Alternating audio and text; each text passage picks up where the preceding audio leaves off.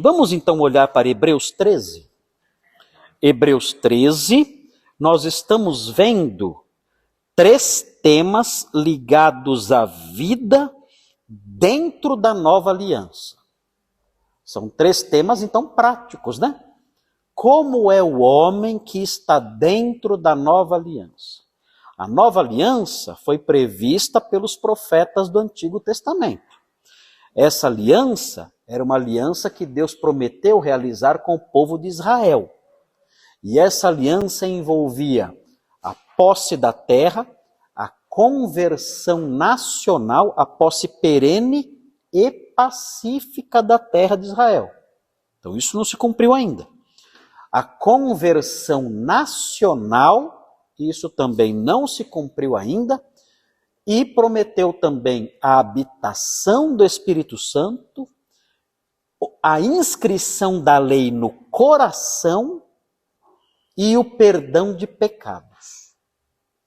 Então, tudo isso compõe a nova aliança. O que aconteceu quando Jesus veio? Ele veio e no dia que ele instituiu a ceia, ele falou: esse é o sangue da nova aliança. Ou seja, eu estou inaugurando a nova aliança. Mas ele foi embora e a posse pacífica da terra e a conversão nacional não aconteceu. Mas ele enviou o Espírito Santo, ele perdoa pecados, ele muda corações. E isso aconteceu. Então a nova aliança começou, tanto que ele mandou o Espírito Santo. Por isso quando ele falou assim, eu vou mandar o Espírito Santo, eles já associaram com o restante da nova aliança. Senhor, será esse o tempo em que restaurarás o reino a Israel? Por que eles fizeram essa pergunta? Porque a posse tranquila da terra estava na nova aliança, assim como a habitação do Espírito Santo. Sabe por que vem só o Espírito Santo e não vem a posse tranquila da terra? Eles perguntaram isso. Então, Jesus falou que a posse da terra só Deus sabe quando vai ser. Mas o reino, né? Só Deus sabe quando vai ser. Agora, o Espírito Santo já veio. E, então, esse começo da nova aliança se cumpriu. E aí, depois, pouco tempo depois, os apóstolos e profetas receberam uma revelação que nunca ninguém tinha recebido antes. Qual foi essa revelação? O apóstolo Paulo falou em Efésios 2 e 3. Falou assim, olha, eu, apóstolo, e os demais apóstolos e profetas, recebemos uma revelação de um mistério oculto de outras gerações. Que mistério era esse? Que os gentios são participantes da promessa. Está de brincadeira. Ninguém nunca imaginou isso. Mas não era promessa só para os judeus? O Senhor nos revelou aos apóstolos e profetas, ele revelou que os gentios são herdeiros da mesma promessa. Quem ganhou com isso? Eu não sou judeu. Tem algum judeu aqui? Levanta a mão, quem é judeu? Nenhum judeu aqui? Não tem nenhum judeu aqui? Então todo mundo aqui saiu ganhando nessa. Porque eram para vocês estarem adorando Tupã agora. Mas o que aconteceu? Vocês creram em Jesus, e quando vocês creram em Jesus, alguns benefícios da nova aliança foram aplicados a vocês. Quais foram? A habitação do Espírito, perdão de pecados e a inscrição da lei no coração. Ele nos transformou.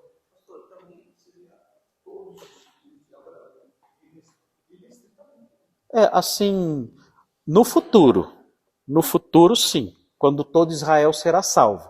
Agora não, né? Agora tem um monte de filho de Abraão que está perdido.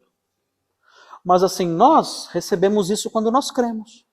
Então já participamos da nova aliança. E aí o autor de Hebreus explica isso. Ele fala que nós estamos debaixo da nova aliança. E aí ele explica como é a vida da pessoa assim. Como é a vida da pessoa que o Espírito Santo habita? Como é a vida da pessoa que teve o coração transformado e a lei de Deus foi inscrita no coração? Como é a vida da pessoa que teve seus pecados perdoados? Como é a vida da pessoa, enfim, que entrou para essa aliança maravilhosa que os profetas falavam e que os apóstolos disseram, ó, isso aí se estendeu agora para os gentios. Como é? Aí o autor de Hebreus explica. Ele mostra aqui. Então tem 3 temas aqui ligados a isso. O primeiro nós já vimos. Não vimos não. Estamos vendo ainda. É a prática do amor fraternal. O homem debaixo da nova aliança, ele vive na prática do amor fraternal. Versículos 1 a 3. Que mais? O homem dentro da nova aliança, ele concede honra, ele concede a honra devida ao matrimônio. Olha que interessante isso. O homem debaixo da nova aliança, ele concede a honra devida ao matrimônio. Ele não tem amantes. Ele não tem uma vida sexual fora do casamento. Se ele é solteiro, ele se guarda. Porque ele não é impuro nem adúltero. Porque ele sabe que Deus julgará essas pessoas. Então, o leito desse homem e dessa mulher é chamado de leito sem mácula. Ou seja, a vida sexual dessa pessoa não tem mácula. Por quê? Ele é o homem debaixo da nova aliança. Claro, se você falar isso por incrédulo, ele vai dar risada. Mas por quê? Porque ele está fora da nova aliança. Ele teve seus pecados perdoados? Não. O Espírito Santo habita nele? Não. O coração dele foi transformado? Não. Vai esperar o que desse cara? Que ele vive uma vida de santidade? Tá louco? Vai esperar que uma pedra nade, que uma pedra boie? Esquece. Caiu na água, afunda. Esquece. Não tem jeito. Então isso aqui é para a pessoa que está debaixo da nova aliança. Ela vai dar a honra devida ao matrimônio. Vocês já notaram como o mundo zomba do matrimônio e destrói o matrimônio? Por que será? Muito simples. O mundo não está debaixo da nova aliança. Só por isso. Quando a pessoa entra para a nova aliança, a cabeça dela muda. Fala, antes eu odiava minha mulher, queria bater nela todo dia. Agora não. Agora eu reconheço a responsabilidade que eu tenho como esposo. Ela como esposa. Então nós andamos juntos. Damos as mãos e seguimos em frente com todas as nossas dificuldades. Damos as mãos e vamos em frente com as lutas que há na vida, com as diferenças que nós temos. Nós superamos, seguimos em frente, porque participamos da nova aliança. Diferente a nossa vida. O que mais? Além disso, isso aí está no versículo 4. E a terceira marca do homem que vive debaixo da nova aliança é que ele tem cuidado com a avareza. Olha, gente, cada coisa, né? A gente vai imaginar uma coisa dessa? Mas os versículos 5 e 6 falam isso. Que esse homem, ele é um homem que espera-se dele que ele não seja avarento, que ele se contenta com as coisas que ele tem. Então não é alguém que fala assim, Senhor, eu não aceito essa miséria. Não, ele fala, Senhor, eu aceito essa miséria. O Senhor é bom e o Senhor sabe o que é bom para mim. Eu não aceito, eu reivindico as riquezas. Vai reivindicando, seu tonto. Você está falando bobagem só. É sinal que isso é sinal o quê? Que você não conhece a nova aliança. Você não teve o coração transformado. Então você é alguém marcado por avareza, você só quer riquezas, só pensa nisso, você é um homem avarento, materialista, porque você não foi transformado ao entrar para a nova aliança. É isso. Está fácil de explicar a sua situação. Agora, o homem que está debaixo da nova aliança, ele toma cuidado com a avareza. Ele cuida dos seus bens, ele é zeloso, ele sabe que ele é um mordomo de tudo que Deus dá, mas ele se contenta com as coisas que ele tem, não cai em armadilhas, né, tentando ficar rico a todo custo, como um louco atrás de riquezas. Nada disso. Ele sabe, o Senhor é o meu ajudador, Ele cuida de mim. Ele me dá o que Ele quer e tira o que Ele quiser. E eu sigo em frente tranquilo, que eu sei que a minha vida está em suas mãos. Esse é o homem debaixo da nova aliança. Então são 3 marcas que ele tem que nós falamos aqui. Então nós estamos olhando a primeira. Isso aqui é o resuminho, né? Eu estou falando agora da primeira, a prática do amor fraternal. Então o homem debaixo da nova aliança, ele não é o crente que fica em casa. Ele valoriza a comunidade da fé. Esse negócio de crente desigrejado é a mesma coisa que você falar de um pinguim, né, que não gosta de gelo. É a mesma coisa. Você fala de um leão que come capim. Não existe isso. Ele gosta das ilustrações. Né? É um leão que come capim. Não existe isso. Mas é o que estão dizendo por aí, né? É o crente desigrejado. E se colocando como superior aos demais. Os que vão à igreja são inferiores. Ele é o suprassumo. Ele é o bambambam, o crente de uma visão elevadíssima. Ele se livrou da visão estreita da igreja. Eles invertem tudo. Quando, na verdade, o Novo Testamento fala, não, o homem debaixo da nova aliança, ele valoriza a comunidade da fé de uma forma impressionante. Ele chega a se colocar no lugar do irmão dele ali da comunidade que está padecendo. Ele sofre junto com a pessoa. Tamanho seu envolvimento. Ele entra na pele da pessoa. A expressão que o autor de Hebreus usa aqui é que ele se considera como estando no corpo da pessoa. No corpo da pessoa. A nossa expressão seria estar na pele da pessoa. Só que naquela época não tinha essa expressão, estar na pele.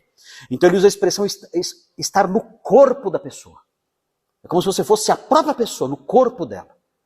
E assim é o homem que tem esse amor fraternal próprio de quem pertence à nova aliança.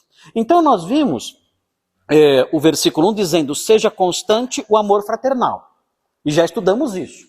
Ali o comecinho, versículo 1, a gente já acabou. Eu já falei já sobre o amor fraternal, a filadelfia. Filadelfia, amor fraternal, amor de irmãos, é algo próprio de família. Então, o homem debaixo da nova aliança, ele sabe que ele pertence a uma família, a uma irmandade. Essa palavrinha aparece na Bíblia. A irmandade, a vossa irmandade espalhada pelo mundo. Então, o Novo Testamento fala sobre isso. Nós somos de uma família. Nenhum crente pode falar que é sozinho, porque ele pertence a uma irmandade. E o amor fraternal, esse amor entre os irmãos, tem que ser constante. Isso é próprio do homem que nasceu de novo e está na nova aliança. Aí vem, não negligencieis, versículo 2, não negligencieis a hospitalidade. Tudo isso está dentro do ensino da prática do amor fraternal. Então veja, o amor fraternal, na prática, envolve não esquecer, aqui, não negligenciar é não esquecer. Não esquecer a hospitalidade. Nós dissemos na semana passada que poderia haver o problema de alguém esquecer a hospitalidade ou negligenciar a hospitalidade por causa do declínio na área financeira e por causa dos perigos da perseguição. Lembra que eu falei isso? Nós lemos o capítulo 10 que fala da perseguição que estavam sofrendo, que envolvia perder bens materiais. Então, em condições assim, a hospitalidade sobe ou desce? Desce. Se eu hospedo alguém que o Estado está perseguindo, eu sou o quê? Eu sou cúmplice. É perigoso. Então tem alguém que o Estado está perseguindo porque ele promove uma fé que é proibida. E eu acolho a pessoa na minha casa. Eu vou ser denunciado. Vamos dizer, esse aí, ele escondeu aquela pessoa. Ele recebeu em casa aquela pessoa. Ele está ajudando, ele faz parte dessa seita proibida. E outra coisa, outro problema. Com a perseguição, nós aprendemos aqui em Hebreus 10, com a perseguição, a realidade financeira dos irmãos caiu. Sempre é assim. Quando vem perseguição, a igreja fica rica ou pobre? Só se ela se corromper, só se ela se prostituir para ela ficar rica. Porque a tendência é ela ficar pobre. Pessoal na cadeia, sem poder trabalhar, tendo seus bens confiscados, suas contas correntes bloqueadas. Como é que vai fazer?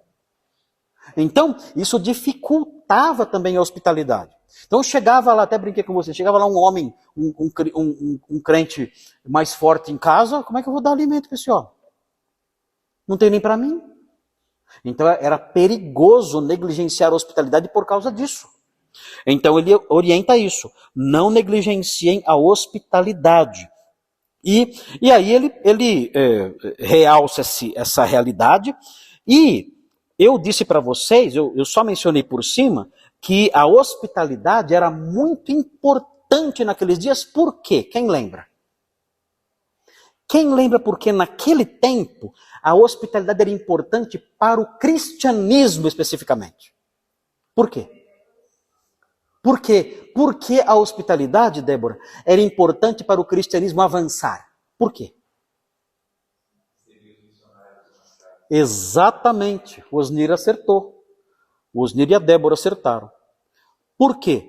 Porque naquele tempo o evangelho avançava por meio de evangelistas itinerantes, que viajavam de cidade em cidade. E quando eles chegavam numa cidade, tinha o Ibis Hotel? Não. Tinha Airbnb? Não. Tinha pousada? Não. Tinha talvez alguma estalagem lá, mas tinha que pagar. Então eles contavam com o quê? Com a hospitalidade. Sem isso, o evangelho não teria crescido tanto. O próprio apóstolo Paulo ficava hospedado em casas, quando ele viajava. Porque isso viabilizava a sua viagem. Ele queria ir para Roma e ficar hospedado em Roma na casa dos irmãos e dali receber subsídios para ir até a Espanha. Ele fala qual era o projeto dele quando ele escreveu aos Coríntios. Ele fala, ó, eu quero ir para a Espanha, mas primeiro eu vou, quando escreveu aos Romanos, primeiro eu vou para Roma, fico em Roma com vocês, aí depois vocês me mandam seguir viagem e eu vou até a Espanha. Esse era o seu plano, não deu certo. O plano dele falhou, mas o plano dele era esse. Então, a hospitalidade era fundamental para o avanço da fé. Então vejam, olha só, veja aí quem está lá, Daniel. Daniel, veja, leia, abra aí para nós, 1 Timóteo 3:2. Olha como tinha que ser o pastor na época. Hoje também, né? Mas mais ainda na época. Olha só, 1 Timóteo 3:2. Como tinha que ser o pastor? Em face disso. Hoje também tem que ser assim. Não mudou nada. Só que na época era mais ainda intenso isso. Olha lá.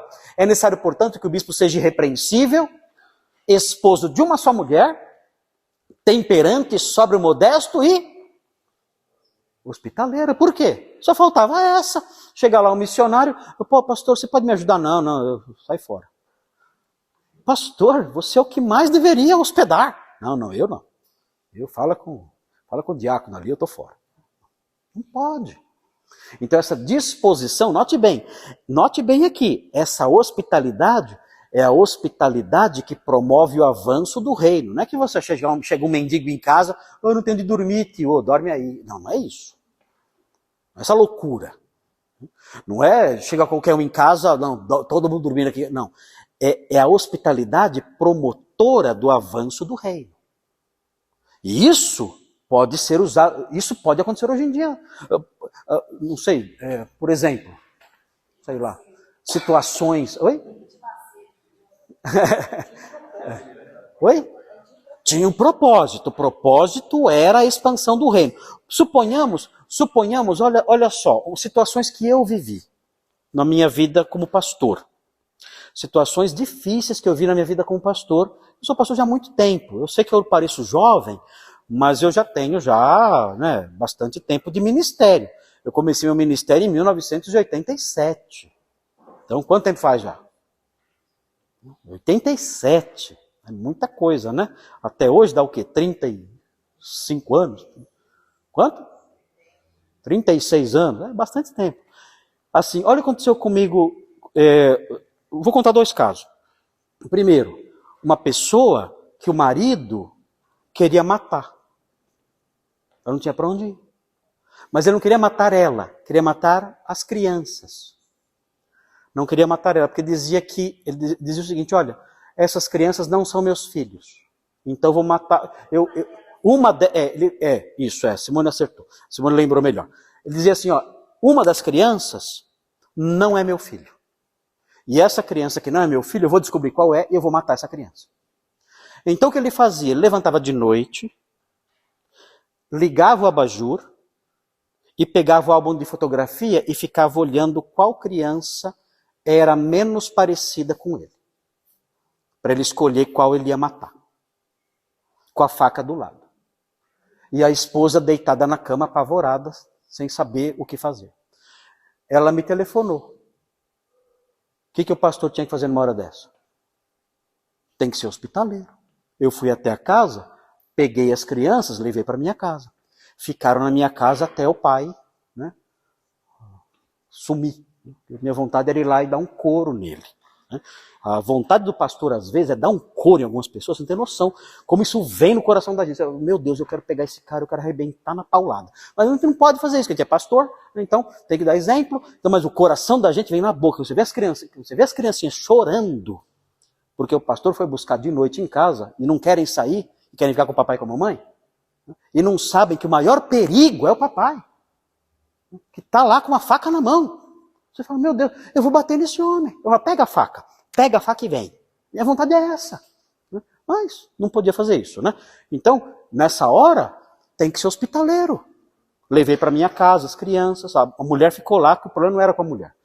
Mas as crianças foram para casa, ficaram ali conosco até a situação passar e até ela sair de lá, porque ela não podia viver com esse homem.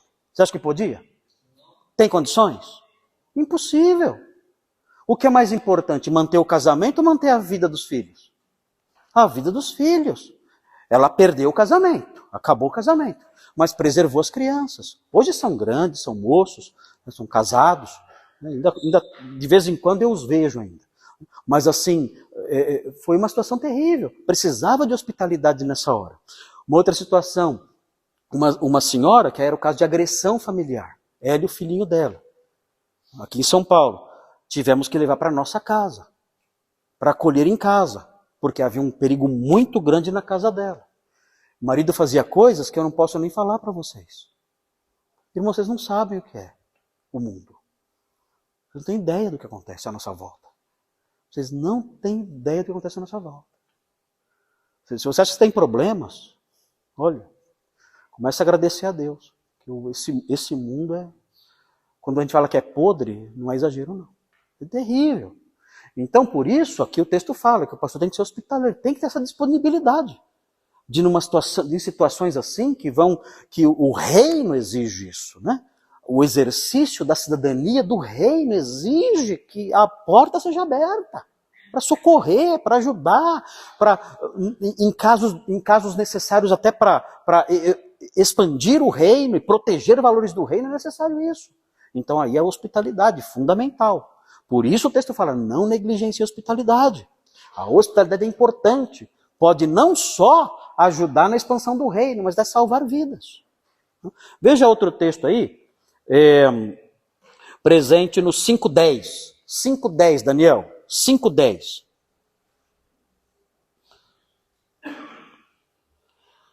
5:10. Está lá? Não, é 1 Timóteo 5:10. É o mesmo, desculpe, eu não falei o livro, né? É 1 Timóteo 5:10. Aí já não é o pastor, aí são as viúvas da igreja que deveriam receber auxílio material. Então, o que acontecia? Na igreja que Timóteo pastoreava, a igreja de Éfeso, tinha uma lista de pessoas que recebiam assistência social. Que pessoas eram essas? As viúvas. Que viúvas? As viúvas acima de 60 anos. Então, se a pessoa fosse viúva, se a mulher fosse viúva, acima de 60 anos, e não tivesse filhos, ela era chamada de verdadeiramente viúva. Então, ela precisava receber socorro material. Ela não tinha aposentadoria, na época não tinha isso, não tinha marido, era viúva, era idosa, 60 anos, e não tinha filhos para ajudar. Então, quem ia ajudar? A igreja. Então, agora, olha só, para entrar na lista de ajuda, olha só como tinha que ser 5:10.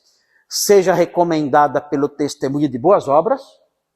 Não pode ser uma mulher que deu dor de cabeça na igreja e mau testemunho. Ah, mas tem 60 anos, é viúva, não tem filho, está passando fome, mas deu mau testemunho. Azar dela, lamento muito, não vai entrar na lista. Ah, fazer o que? Morrer de fome? Não sei. Não sei. Mas para entrar na lista tem que ter tido bom testemunho. Vocês falam que o pastor Marcos é ruim com mendigo? Vocês tinham que conhecer o apóstolo Paulo.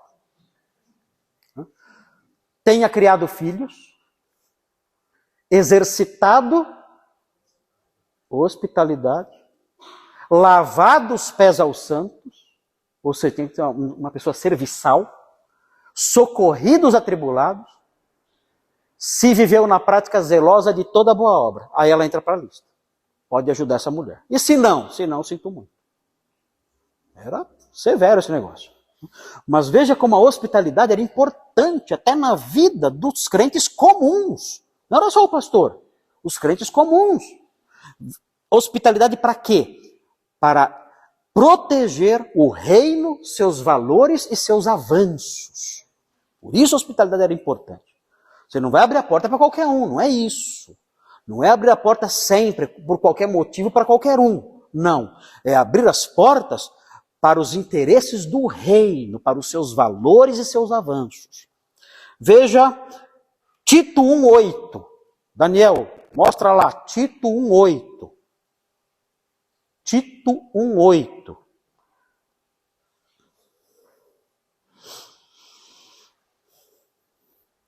Tito era pastor em Creta. Timóteo era em Éfeso, Tito era em Creta. Depois Tito foi para Dalmácia, onde hoje é a Croácia. Então Tito 1,8. O pastor, ele tem que ser hospitaleiro, amigo do bem, sóbrio, justo, piedoso e que tenha domínio de si.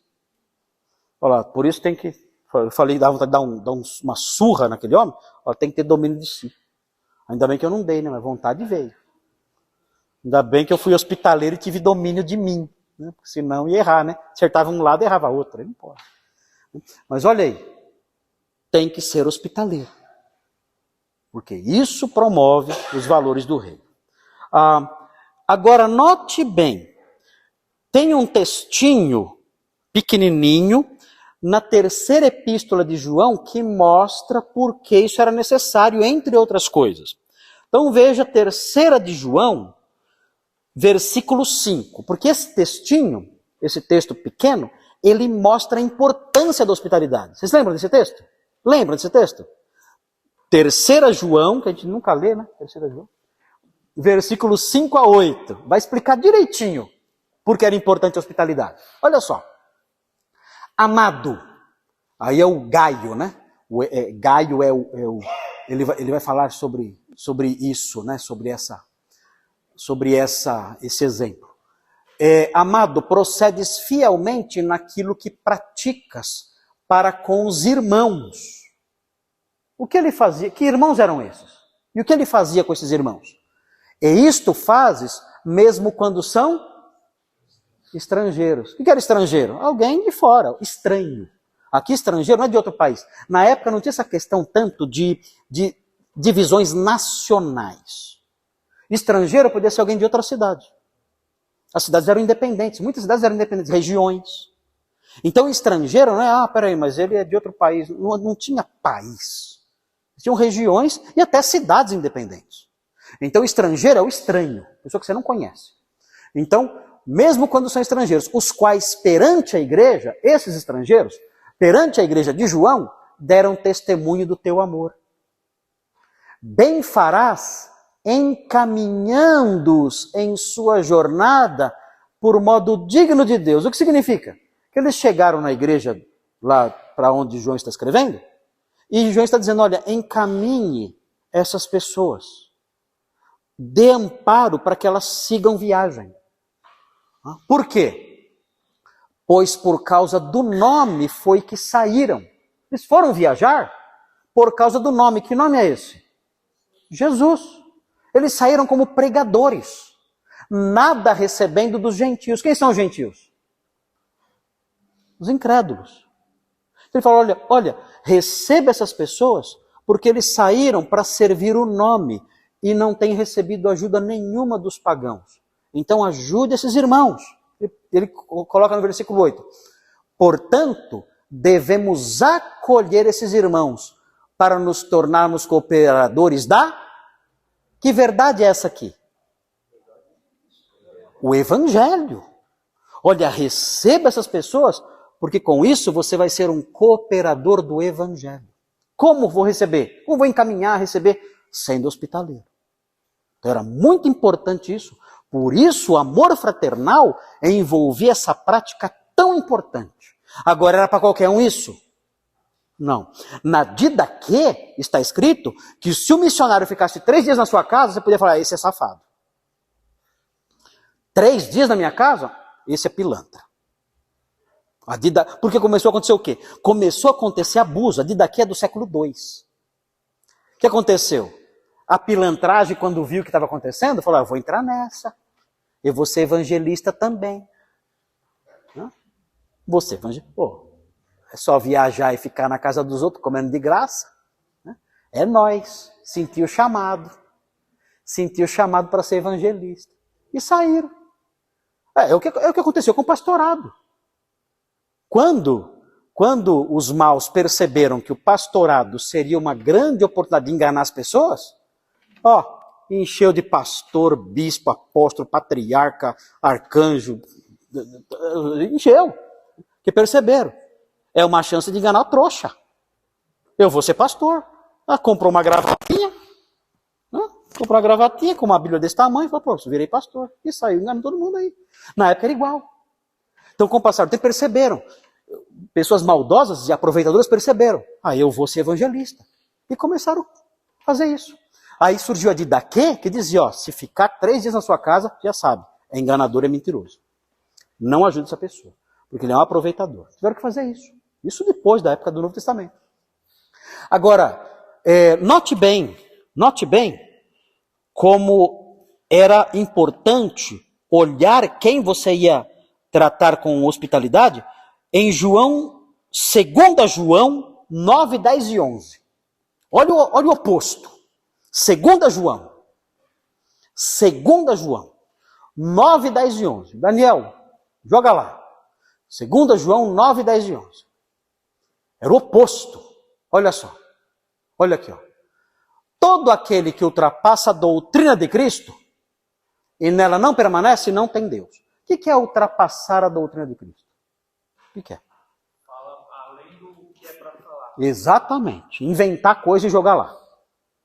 Então, a doutrina é isso aqui, não, mas eu tive uma revelação, tem isso aqui também. Você está inventando. É o que mais tem hoje. Você está inventando, não, mas eu sonhei que Jesus morreu para salvar os marcianos também e os de Júpiter também.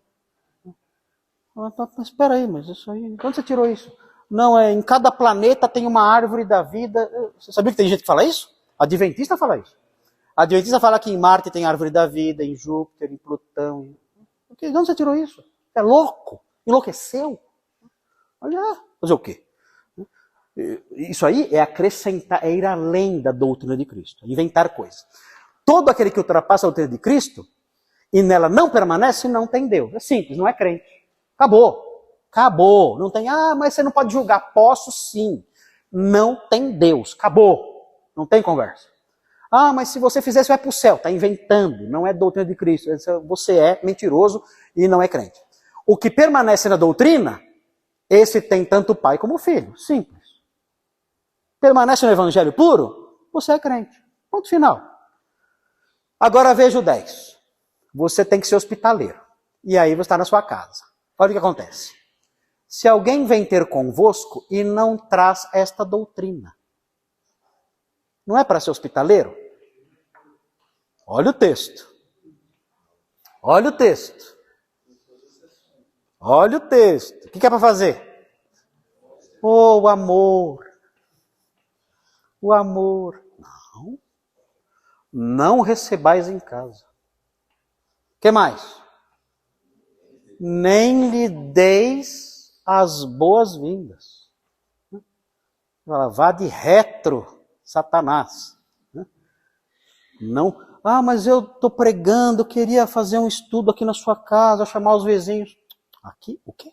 Aqui? Aqui nem café amargo eu te dou, nem café, nem chafé eu te dou. Nem chafé eu te dou, sem açúcar, não te dou. Não te dou nada. Na minha casa você não põe o pé. Eu estou no máximo tolerando que você chegue perto do portão. No máximo. Até porque no portão dá até para... Não tem proibição. Se não, nem no portão você estaria. Por favor, suma daqui. Você não é bem-vindo aqui. Você não é bem-vindo na minha casa. Não vou te receber e não vou te dar boas-vindas. É isso. Simples. Por quê? Olha lá.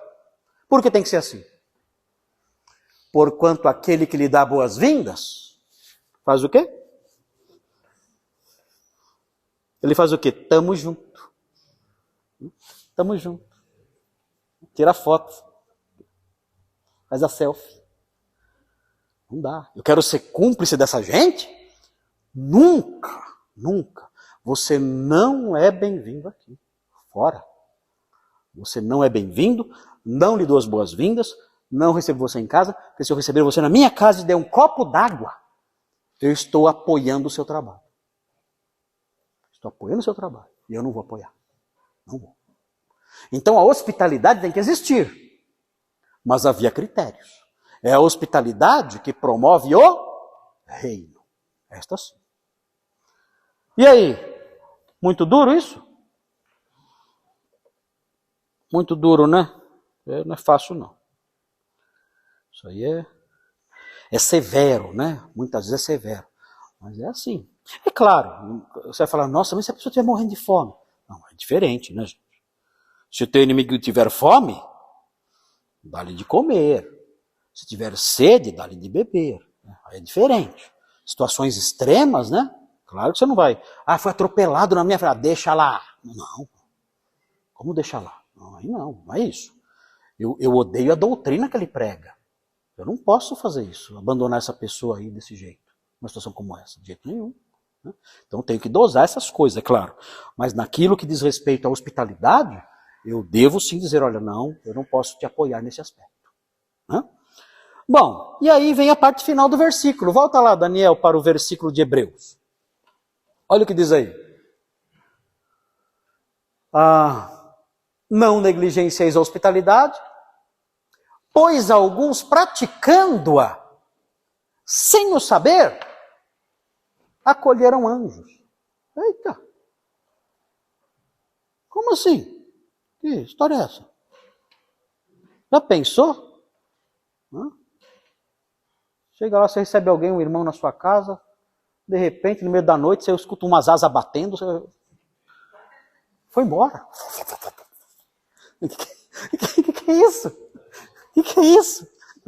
Então é assim, na verdade, isso não vai acontecer, ninguém vai receber anjo em casa. Mas é que o autor de Hebreus, ele está escrevendo para quem? Para crentes que são judeus ou gentios? Judeus. São crentes judeus, por isso a carta é aos hebreus. E os hebreus, os crentes hebreus, eles conheciam o Antigo Testamento? Nossa, nascia já decorando o Pentateuco em hebraico. Então, conheciam muito bem. Quando então o autor de Hebreus escreveu isso, ele fez uma alusão. Lembram do que é alusão? Lembram? Diferente de citação e de eco, isso aqui é uma alusão. É uma alusão a um texto do Antigo Testamento. Agora, a gente fica meio na dúvida, qual texto é esse? Porque tem dois textos possíveis. Um deles é o texto de Gênesis 18, que fala que Abraão recebeu 3 pessoas em casa. Lembram desse texto? E um deles era Deus, e os outros 2 eram anjos. E quando ele viu, ele foi lá, e ele prestou ali, ele adorou a Deus e tudo mais, e fez um banquete, né? Ele matou um novilho e comeu, né? Que é o desespero dos veganos, é ver Deus comendo carne nesse episódio. Deus comeu carne, e eu sou mais santo que Deus, eu não como. Deus comeu carne, com os anjos ainda por cima. Essas bobagens todas que o mundo inventa, é tudo por isso aí. Pode comer carne quando você quiser. Enfim, Deus comeu. E ali participou do banquete ali. Então dizem, olha, isso aqui é isso. Abraão não sabia que estava recebendo ali não somente Deus, mas também anjos. Agora, é meio duvidoso, porque a reação de Abraão diante desses homens parece que ele sabia que eram seres sobrenaturais. Ele fala com Deus, ele fala, Senhor, o Senhor vai destruir o justo com o ímpio? Ele conversa com um deles, chamando de Senhor, Deus. Então, não sei, fica na dúvida, será que ele estava pensando em Gênesis 18? Ou será que ele estava pensando em Ló? Ló, eu acho que é um candidato melhor. Olha Gênesis 19. Olha o que Ló fez. Ló, eu acho que Ló não sabia que eram anjos. E ele hospedou. Veja Gênesis 19, versículos 1 a 3. Olha lá. Onde Ló está? Em que cidade? Sodoma. Os dois anjos saíram da casa de Abraão e foram para Sodoma. Deus ficou com Abraão e ficou conversando com Abraão. E Abraão começou a fazer aquelas perguntas: Senhor, se tiver 100 justos, o Senhor vai matar? Vou. Se tiver 100 justos, eu não mato. E se tiver 50, não mato. E se tiver 20, não mato. E Deus já paciente ali, mas ficou lá. Já os anjos foram para a cidade. Chegaram na cidade, e quem estava na cidade? Na porta da cidade? Ló. Fazendo o que na porta da cidade? A porta da cidade era um lugar onde os anciãos ficavam para julgar litígios. É possível que Ló fosse uma pessoa importante na cidade. O que mostra o tamanho do desrespeito daqueles homens. A porta da cidade era o lugar dos anciãos executarem julgamentos ali. Então ele era um homem de posição, de importância, mas ele não foi respeitado, nem por sua posição, quando aquele episódio aconteceu. Então veja aí o texto. Ao anoitecer, vieram os dois anjos a Sodoma, a cuja entrada estava Ló assentado. Este, quando os viu, levantou-se, indo ao seu encontro, prostrou-se, rosto em terra. Aqui não está adorando. Aqui é o cumprimento honroso, normal, que era feito no Oriente. A pessoa cumprimentava assim, se prostrando. E disse-lhes: Eis agora, meus senhores, vinde para a casa do vosso servo, pernoitai nela e lavai os pés. Levantar-vos-eis de madrugada e seguireis o vosso caminho. Responderam eles: Não, passaremos a noite na praça. Ele ficou desesperado quando ele ouviu essa resposta. Que ele sabia que era perigoso ficar na praça. A Praça Ágora ali era um lugar perigoso. Parece então que ele não sabe quem são esses homens. Está preocupado com eles. Viu que eram estrangeiros? Falou: esses caras não sabem onde estão pisando. Esses caras não conhecem Guarulhos. Esses caras não conhecem Guarulhos. E vão, não, vocês vão para casa. Vocês vão para casa. Vocês vão ficar em casa. Ó, gente, estou brincando com Guarulhos. Eu sempre brinco com Guarulhos, tá bom? Então, eu tenho o direito já de brincar com Guarulhos. Aí aconteceu, olha o que aconteceu. Eles falaram: não, passaremos a noite na praça. Ló está pensando que está lidando com pessoas normais. Por isso que estão preocupados. Viu? Chegaram aqui, esses dois são ingênuos, eles não sabem onde estão pisando, não tem noção de que cidade é essa aqui. E aí ele instou-lhes muito, e foram e entraram em casa dele. Deu-lhes um banquete, fez assar uns pães asmos, e eles comeram. Então parece que Ló está pensando que são o quê? Viajantes comuns. Sem saber, ele hospedou anjos. Então, pode ser que a alusão do autor de Hebreus seja a Ló. Pode ser Abraão? Pode ser. Mas eu acho que Ló é um candidato melhor. Aí você sabe a continuidade da história, né? Eles ficaram ali, e aí os homens de Sodoma foram até a casa. E disseram: ó, entregue esses dois homens para que nós abusemos deles. Aí Ló fala que não vai entregar, oferece as filhas dele, eles não aceitam, e aí então os anjos ferem todos com cegueira. Né? E aí talvez Ló tenha começado a perceber: peraí, não são homens comuns. Não são homens comuns. Aí eles dizem para Abraão, para Ló: ó, corra, porque essa cidade vai para o brejo. E ele fugiu, né? Só a mulher dele que deu uma paradinha, né? Olhou para trás, virou uma coluna de sal. Né? Enfim, mas parece que esse é o episódio. Por que o autor de Hebreus está falando isso? O autor de Hebreus está falando isso para dizer que nós também podemos hospedar anjos de vez em quando? Não. Ele está falando isso para mostrar a grande beleza e o quanto Deus usa a hospitalidade. Deus usou a hospitalidade até para o ministério de anjos. Imagine o quanto ele pode usar a hospitalidade no ministério das pessoas. Então é esse o objetivo. Não é dizer que, ó, fica atento, dá uma olhadinha, se você perceber que tem uma asinha lá, uma auréolazinha, né, você já sabe. Não é isso. Ele não está dizendo: ó, pode ser que você hospede anjos. Não é isso. Ele só está dizendo que a hospitalidade é tão importante que Deus a usou até para o ministério, para dar andamento ao ministério angélico. Até isso. Ele quer mostrar isso aí. Tudo bem? Entenderam tudo? Ok. Aí vem o versículo 3, que é também ligado com o amor fraternal. Então a hospitalidade é importante, aprendemos, o amor fraternal tem que ser assim, hospitalidade, o amor fraternal constante. E aí vem o item 3 mostrando outro aspecto do amor fraternal. Lembrai-vos dos encarcerados. O que é lembrar? Lembrei. Que azarado, hein? Lembrei. Pronto. Hoje eu já lembrei. Eu tinha esquecido ontem, mas hoje já lembrei. Já cumpri o que o autor de Hebreus falou. É isso? Não. O que é lembrar? Exatamente. Lembrou-se Deus de Noé. O que significa isso? Noé está na arca, né? Pois é, tá, faz tempo, né? Coitado. Foi isso? Lembrou-se Deus de Noé. E fez o quê? Começou a tomar medidas para livrá-lo daquele grande cataclismo. O Senhor se lembrou de Israel. Opa! Se lembrou de Israel, fez o quê? Socorreu. Então lembrar-se não é só um exercício mental. Lembrar-se é fazer alguma coisa. O Senhor se lembrou do seu povo. Neemias orando. Lembra-te de mim, Senhor. O que significa isso? Lembra-te de mim, Senhor. Ele estava padecendo ameaças. Então ele fala, lembra-te de mim, ou seja, haja em meu favor. Lembra-te de mim.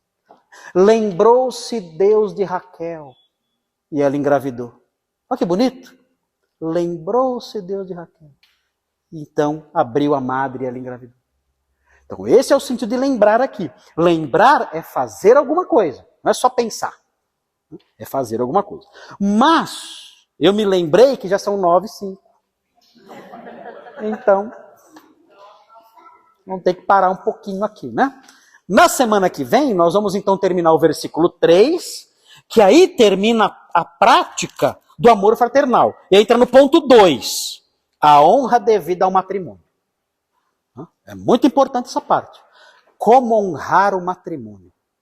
Hoje em dia, os evangélicos para matrimônio, estão nem aí. Nós somos crentes. Estamos debaixo da nova? É outro nível. Nosso papo é outro. Nós estamos noutro nível. Não somos melhores que ninguém.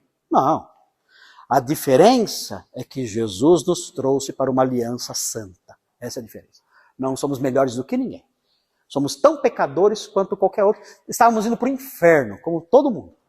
Mas ele teve misericórdia de nós. Ele teve misericórdia dos piores. Teve misericórdia dos piores. E nos trouxe para o seu reino, para a sua aliança. Então, graças a isso, a nossa visão é outra. E vamos aprender então como é a visão do matrimônio na cabeça do homem que pertence à nova aliança. Aí é outro patamar. É outro patamar, outro nível. Muito bem, então encerramos por aqui hoje. Semana que vem, seguimos. Sim, Jimmy, pode hablar. Naquele exemplo que o pastor colocou, de ter tirado aquelas crianças, daquele pai que estava nas madeiras, e tirou da presença do pai. Portanto, prevaleceu aqui em Maior. Sim. Por que são os versículos que falam como argumento do bem maior? A gente não tem, nós não temos um versículo que fala sobre o bem maior. O que não? Quer ver? Nós temos exemplos. Por exemplo, as parteiras. As parteiras no Êxodo, no livro do Êxodo. Elas mentiram. Quando elas mentiram, elas fizeram o quê? Salvaram os bebês. E o Senhor fez o quê? Abençoou as parteiras. Elas mentiram para salvar bebês. E Deus os abençoou. Então o que nós temos não é um versículo, mas nós temos exemplos assim, em que um bem é sacrificado, no caso a verdade, para proteger um bem maior, que é a vida dos bebês. Então, é difícil isso, que são dilemas éticos. São dilemas éticos que algumas vezes nós não sabemos, mas qual dos dois eu protejo? O que é mais importante, a vida ou a verdade? Parece que a vida nesse texto é mais importante do que a verdade. A verdade abriria a porta para a crueldade sem tamanho, para a injustiça sem tamanho. Então sacrifica a verdade, protege a vida. Então é um mundo difícil este. O mundo que vivemos não é um mundo perfeito. Há dramas, há dilemas éticos. E nós temos que lidar com isso às vezes. Então, um texto como esse fornece alguma basezinha para a gente poder caminhar. Naquele caso, o que eu tive que fazer? Eu tive que falar, olha, a senhora não pode viver com esse homem.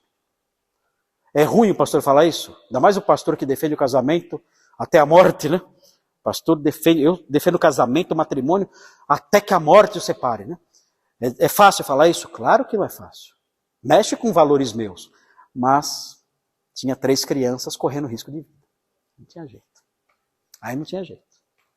Então esses dilemas são normais na vida cristã e a Bíblia não dá aquele versículo certinho. Quando tiver um dilema, tu escolherás. Não tem isso. Você tem que construir o raciocínio a partir de evidências esparsas. E a gente faz assim então. Entendeu? Pedindo a Deus para ter misericórdia da gente, né? E não nos colocar em situações muito difíceis, para que nós não erremos. A gente vai errar? Vai. Agora, Deus não requer dos ministros dele que eles sejam perfeitos e acertem sempre. Deus requer dos seus ministros que eles sejam fiéis. Senhor, o Senhor conhece meu coração. O Senhor sabe que eu quero acertar, mas eu não sei o que eu faço aqui. Eu não tenho onde correr. Então Deus conhece o nosso drama e Ele é bondoso. E se eu fizer errado, Ele conhece o coração sabendo, Ele não está sendo negligente. Ele está vivendo num mundo difícil. E Ele quer me honrar, Ele quer ser fiel. E o Senhor conhece o nosso coração e sabe. E nos ajuda, apesar dos erros que eventualmente cometamos nesse campo. Eu acho que eu acertei nesse caso das crianças, protegendo a vida delas. Mas o Senhor um dia julgará todas as coisas. Vamos fazer oração para encerrar? Então vamos. Senhor Deus, muito obrigado por esse texto tão rico e lindo que nos ensina que o homem, debaixo da nova aliança, anda, ó Deus, dentro de uma relação de fraternidade, de amor fraternal, junto a seus irmãos. Não junto a qualquer grupo, a qualquer pessoa, ao mundo como um todo, mas ele exercita esse amor fraterno, em especial dentro da família da fé.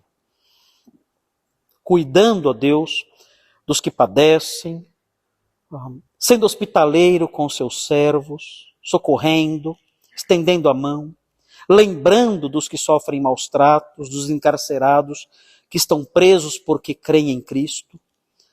Ó Deus, obrigado porque a sua palavra nos mostra como é o homem debaixo da nova aliança no seu dia a dia. Ajuda-nos, Senhor, para que cresçamos nisso. Pedimos que o Senhor nos leve em segurança para casa agora.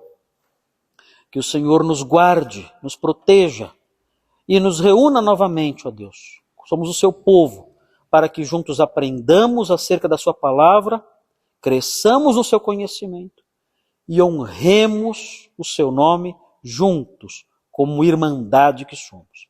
Em nome de Jesus pedimos. Amém.